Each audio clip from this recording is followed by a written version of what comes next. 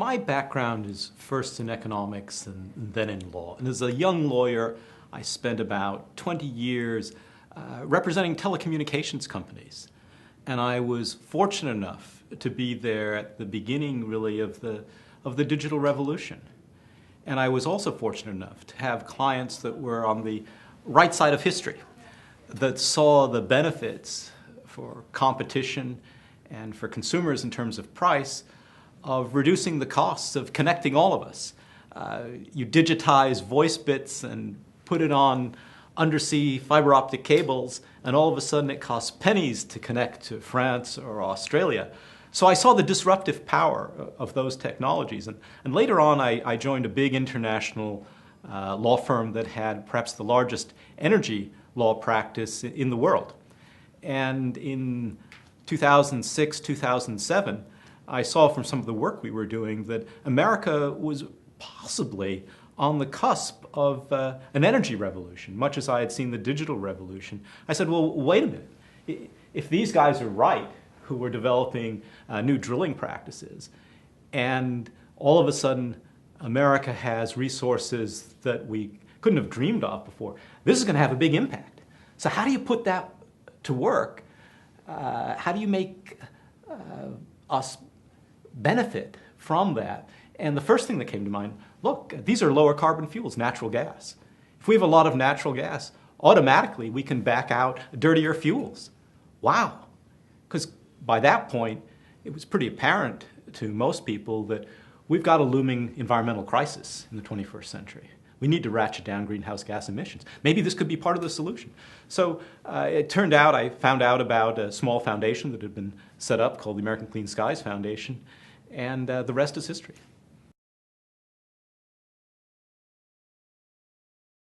So I saw natural gas as potentially a disruptive technology too.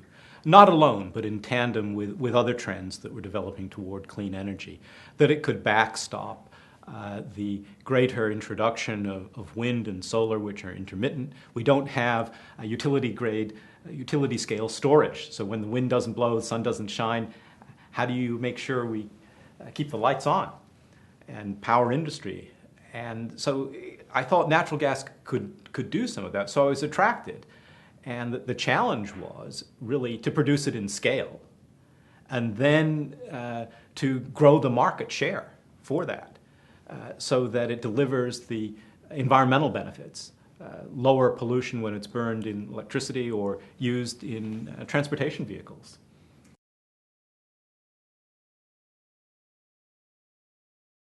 I think, yes, I was intrigued by the technology. My parents were both research scientists, so I believe in the power of innovation, of R&D, and I have a pretty dispassionate view. I tend to study things out for myself. I don't believe the hype, as they say, and you want to find out whether this is real or whether it is simply, as it were, the energy industry's PR. And we've learned over the last 4 or 5 years that America does have gas in spades. The challenge now is to produce it in a responsible, safe way and to put it to work for the common good. And Clean Skies is in the thick of that.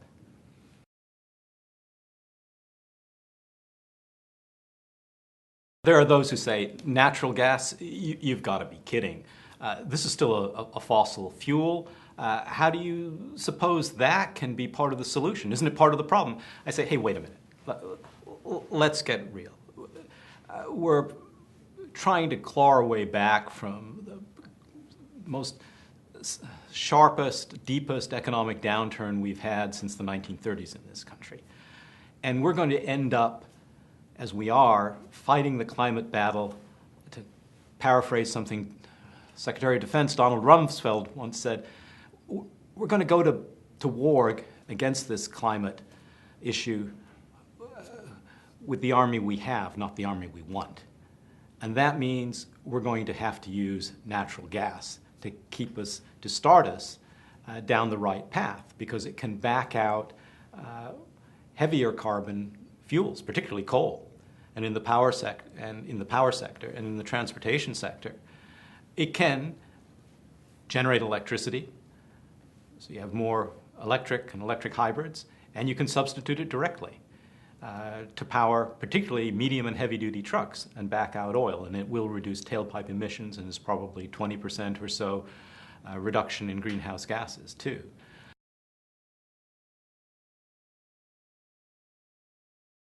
I think some of the opposition to natural gas is just NIMBYism, not in my backyard. Most of the time, our resources come from over there. So it's okay to send troops over there, and some of them come back in body bags, but it's not okay to drill in our own backyard in the Northeast. We've been drilling in Colorado, in Texas, and New Mexico for some time. Do we need strict oversight? I think the states are doing a better and better job on this. And it's really important that we not adversely impact drinking water supplies. That's critical, that we reduce adverse impacts on local land use.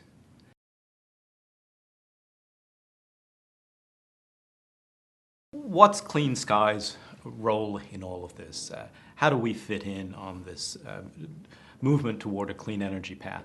Well, candidly, we're not focused so much on the production of the resource, on access to the land, or on drilling in a safe and environmentally responsible fashion. As I've said, those are terribly important issues. There are other folks working in that space. What we're concerned about is, what do you do with the gas once it's produced? How do we put it to work in a way that will make a difference for this economy, improve our energy security, improve our ability to ratchet down greenhouse gas emissions? So our work is concerned with the commercial and regulatory barriers and the hurdles that may exist to a broader application of a comparatively clean and inexpensive fuel. And there's a lot of work to be done there. And I don't think anybody else, no nonprofit at the national level, is focused on that, because that's where the action is. How much we put into power, how much we put into transportation, whether we export it, and whether the importers use that to back out coal and dirtier fuels. That's what's going to make a difference. It's going to make us economically strong, and it's also going to make a difference longer term for the environment. So that's our focus.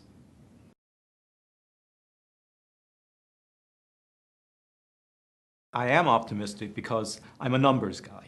And you look at what's happened in the United States since 2009 in substituting natural gas in the power sector. It's helped us enlarge the quantity of renewables that can be supported on the grid, and our overall emissions are down. And I'm also optimistic because in some ways we've got a better regulatory regime. We're beginning to cap harmful, life-threatening emissions in the power sector, so it provides incentives for cleaner power. And in the transportation sector here, the Department of Transportation and the EPA have adopted in 2012 new fuel efficiency standards and tailpipe emission standards, so our cars should get 30, 40, 50 miles a gallon. And they've also provided some incentives for the first time in a meaningful way to produce alternative fuel vehicles. The question shouldn't be how many miles per gallon, but why are we using gallons of gasoline at all when we can use electricity, when we can use natural gas, when we can use biofuels? So we have the wrong metric here, but we're moving in the right direction. And so I am hopeful in the United States, but the challenge of climate is a global one, so what happens particularly in India and China and Brazil and Indonesia is absolutely crucial. And the litmus test there will be what it is in the United States. Fuel switching. You've got to ultimately use lower carbon or zero carbon fuels to provide the kind of life that we would like to lead, to get people around, to heat homes, and to provide jobs. And if you don't do that, you're not going to have support for any climate initiative. So we're fortunate in the United States in that we seem to have lucked out. And it's not only luck, of course. There was a lot of R&D and investments both on the government and on the private side to develop the new drilling technologies that have led to this new bounty here in the States.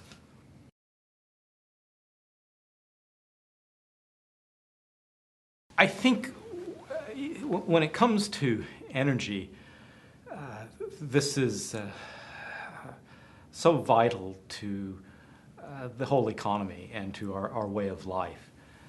Yet it's so vulnerable. It's vulnerable because the externalities that is, the social costs of our current consumption patterns, generally aren't known or are visited much later on. Asthma attacks, premature deaths from unwanted pollution, global warming, which has taken literally centuries to build up to a point where it's threatening. So my view is that we've got to, first of all, use energy as efficiently as we can. America's fairly wasteful with its energy use, and we can do a lot better. Then we have to look at what fuels are we using? High carbon, low carbon, and in what sectors?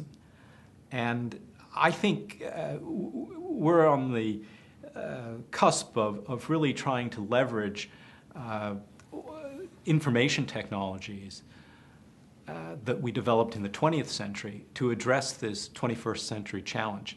How to make our grid more efficient, how to accelerate consumer choices for cleaner energy, how to support distributed generation, fuel cells, combined heat and power plants, as well as solar cells and wind turbines, can supplement and to some extent will replace a larger central station power plants.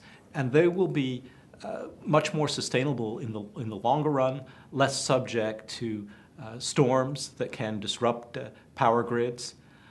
So we'll have a much more plural and I think cleaner energy infrastructure as we move forward. And gas will be very important in that because it's a comparatively, as I said, low carbon fuel. We've got lots of it. The challenge here is how to put it to work in a smart way. So I'm encouraged, and also, as I've said, eventually the prices for fossil fuels will continue to rise. We'll have a carbon tax or some regulation that will make it more and more costly to put this unwanted and harmful global warming pollution into the atmosphere, and that will incentivize zero carbon fuels, solar, wind, geothermal, to play a larger role too.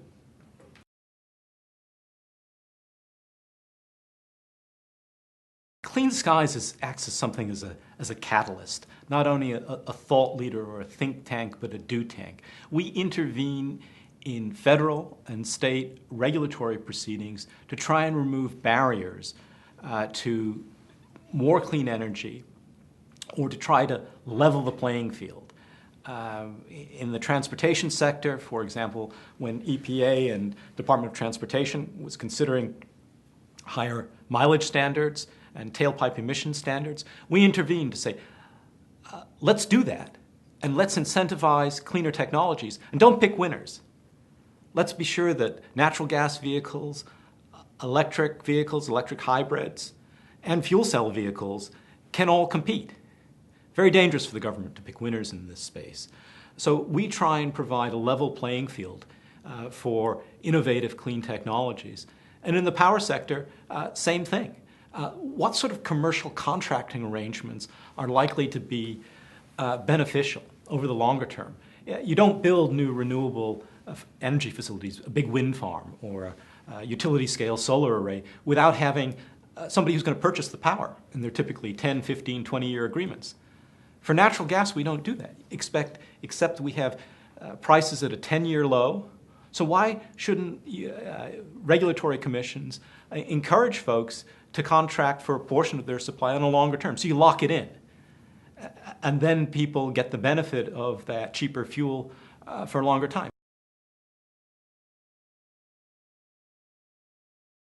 Sometimes you have to nudge, put out a plan for a better mousetrap. We did that in Washington, D.C. area.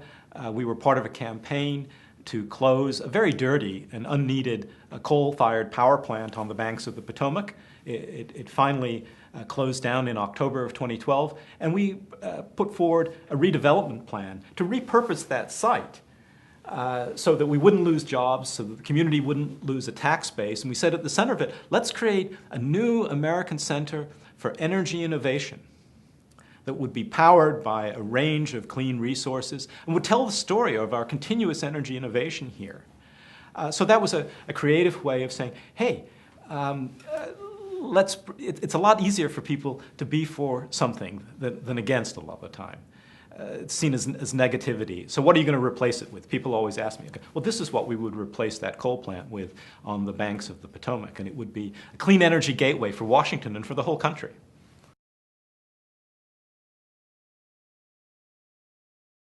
Part of the solution here is to use the power of our own tax dollars at the state level and at the federal level, where you purchase transportation services, whether it's shipping bed linen to VA hospitals or right outside our own office, there's a loading dock for the government printing office. Our proposal is, look, the government's now spending $150 billion a year buying in transportation services. What if it's provided some incentives to make sure that the fleets that pick up boxes at loading docks or drop them off are running on alternative fuels? It's going to save money because we know that natural gas and electricity can be cheaper than gasoline. And it's going to lead to a cleaner environment. And moreover, here's the big kicker.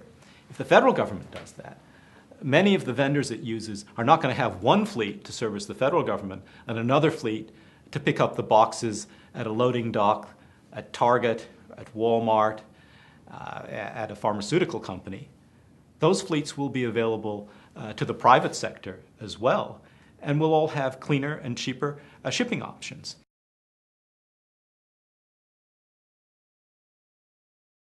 Clean Skies is a nonprofit. We depend upon corporate gifts and foundation grants to stay in business. And people ask me, why support us? As I've said, clean energy, national security, climate. There is no other national nonprofit that's committed to putting America's abundant now natural gas resource base to work for those public interest goals. There are private organizations, of course, advocating greater take-up of gas. There's some environmental organizations who we work with who think, yes, in the power sector, this can make a real difference in the greenhouse gas footprint of the electricity sector. And of course, there are gas producers working to ensure that there's adequate access to the resource base and that there's a tax regime and a regulatory regime that is not hostile to that. All of that is important. But as I said, when it comes right down to it, people care, what are you going to do with this stuff? We've got so much gas, prices are at record low, so we're in the market development game, really. The public interest market development game is a good way to describe it. And the best uses of this are transportation, electric power sector, and that may be true outside the country too. America doesn't have to hoard this resource base. We've got enough gas to go around. We can export some of it. And if it's substituted for dirtier uses overseas, or because we produce more, we don't import natural gas from other regions, and natural gas produced even in the Middle East or in the Caribbean or Latin America is exported in greater volumes to Europe or Asia, that benefits us all too.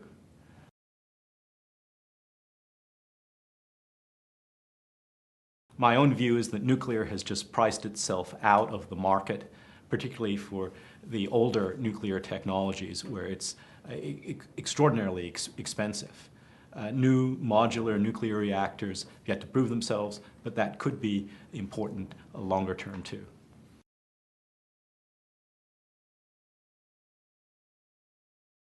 We're at a critical juncture when it comes to reining in carbon, and I can't help but think that two of the great innovations from the 20th century, the electricity grid and the internet, which piggybacks on that, can't be used to address the big challenge of the 21st century, the buildup of greenhouse gases. How do we use the intelligence on the net to make the grid smarter, to be more efficient, to optimize our energy choices, and as importantly, to connect people to these stories that may pop up on the web, and you say, hey, you cut the URL or you paste the video to somebody on a Facebook page, and you say, wow, Because then it's that aha moment, and all of a sudden they get it. And if they get it, the next person gets it. And we're moving faster and further down this clean energy path. So that's one of the challenges, and was one of the innovations, well, inspirations, I should say, for launching the ACSF Energy Visions Prize.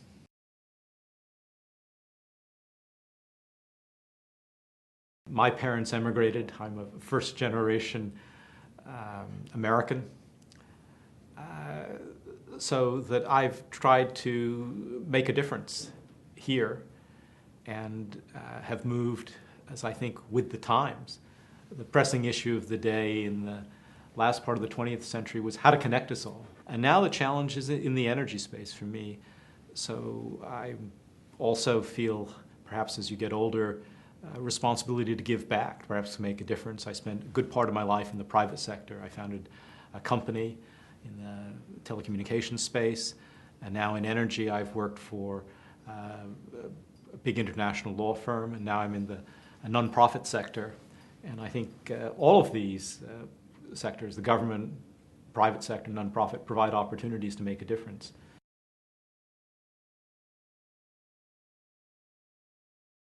If you agree that with the broad mission of Clean Skies, which is to really leverage natural gas and other clean energy resources for climate action and national security, then work with us, join us, contribute, get involved in our projects, bring us new projects, and together we can make a real difference. We already are. That's the good news. Most people think that nothing happens in Washington. Not so. The federal government has taken some important actions, and that's true at the state level too. And both private organizations and nonprofits have been leading that. So work with us, join us.